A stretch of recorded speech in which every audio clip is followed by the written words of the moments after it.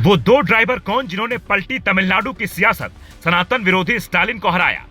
विजय ने कहा, मेरा ड्राइवर 15 साल से मेरे साथ है, अब उनका बेटा राजनीति में मेरे साथ होगा।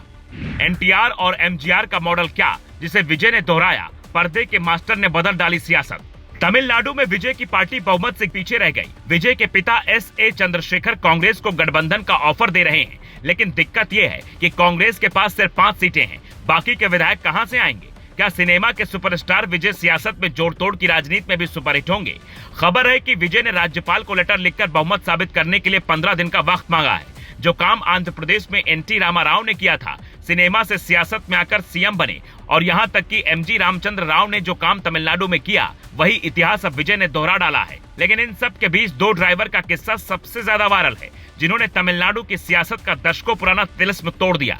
ये तस्वीरें ध्यान से देखिए। यह है थलापति विजय के ड्राइवर राजेंद्रन, जिनका विजय से नाता सिर्फ ड्राइवर और मालिक वाला नहीं, बल्कि भावनात्मक जुड़ाव भी है। विजय भी इन्हें इतना मानते हैं कि पार्टी बनाने के बाद इन्होंने सबसे पहले अपने ड्राइवर के बारे में सोचा और कहा, विरुंगबक्कम सीट से सबरीनाथन टीवी के पार्टी के उम्मीदवार होंगे। इनके पिता 15 साल से मेरे साथ बतौर ड्राइवर जुड़े हैं, लेकिन अब उनका बेटा मेरे साथ राजनीति में होगा।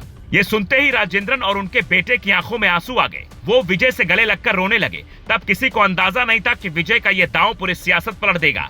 आज सबरीनाथन ने न सिर्फ जीत हासिल कर विधायक की कुर्सी ली है, बल्कि वो पूरे तमिलनाडु में चर्चा का विषय बने हुए हैं। और इनसे भी बड़ा नाम उस ऑटो ड्राइवर का है, जिसने स्टालिन सरकार की सत्ता हिला दी, दोनों विरोधी पार्टियों को धूल चटा डाली।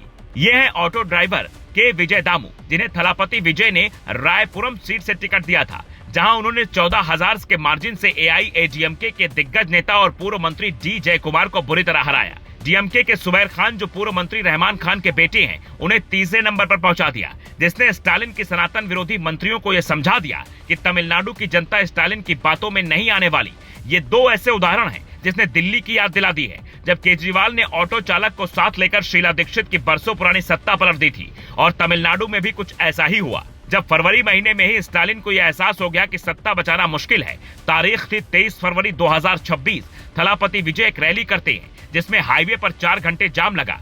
दीवानगी ऐसी कि लोग घंटों तक एक जगह खड़े होकर विजय को सुन रहे थे। और विजय ने साफ ऐलान किया था, ये चुनाव विजय वर्सेस स्टालिन की लड़ाई है। ये वही तारीख थी जिसने स्टालिन सरकार की नींद उड़ा दी। उसके बाद स्टालिन ने सत्ता बचाने के लिए तमाम प्रपंच किए, पर तमिलनाडु के जनता ने न सिर्फ उन्हें नकारा, बल्कि उनके कई दिग्गज नेताओं को हरा डाला। और अब तमिलनाडु में बड़ा बदलाव होने की उम्मीद है, पर सबसे बड़ी चुनौती बहुमत के बाद अपने वादों को पूरा करने की होगी, क्योंकि विजय ने हर बेटी की शादी में 8 ग्राम सोना और सिल्क की साड़ी देने का वादा किया है। करीब 60% परिवार इस दायरे में आ सकते हैं, जिसमें 3,000 से 4,000 करोड़ का बजट लगेगा। अब ये पैसा कहां से आएगा? तमिलनाडु जो पहले से कर्जे में है, वहां अपने बड़े बड़े वादे विजय कैसे पूरा करेंगे, ये भी बड़ा सवाल है। Bureau report, global Bharat TV.